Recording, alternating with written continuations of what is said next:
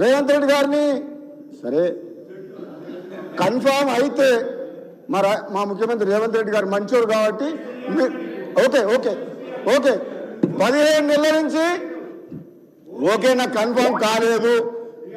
మా గౌరవ ముఖ్యమంత్రి మంచోడు కాబట్టి మీరు 15 నెలల నుంచి ప్రశాంతంగా అనుకుంటారు లేకపోతే నిన్నటిదానికి ఒక లెక్క రేపటి నుంచి ఇంకో లెక్క ఉంటుంది మీరు గుర్తుపెట్టుకోండి మీరు చూడండి మీరు అంటుండ్రు సరే మీరు అనండి అధ్యక్ష ఏదేమైనా నేను రాజకీయాల దగ్గర బోరేసుకోలే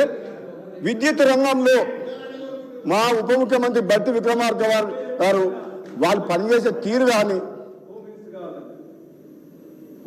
మీరు చేసిన పాపాలను కడగాలంటే ఎవరో దేవుడు వస్తే తొందరపడకండి ఎందుకు అని నేను రాజకీయాల్లో పోను అధ్యక్ష నేను డీటెయిల్గా అధ్యక్ష 2029 మళ్ళీ ఎందుకు తొందరపడు రాజగోపాల్ రెడ్డి గారు ఇగో మా ముఖ్యమంత్రి గారు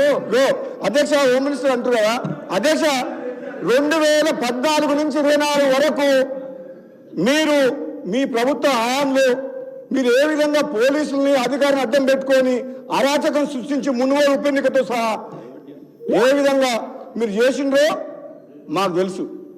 అదే మీ 15 నెలల కాలంలో మా ప్రభుత్వం ఎంత ప్రశాంతంగా మీరు ఎంత రెచ్చగొట్టినా సరే మీ ట్రాప్లో పడతలేం ప్రశాంత వాతావరణాన్ని నెలకొల్పినాం మీలాగా మీ అధికారాన్ని అడ్డం పెట్టుకొని పోలీసులు అడ్డం పెట్టుకొని మేము పని చేయట్లేదు పని చేయం కూడా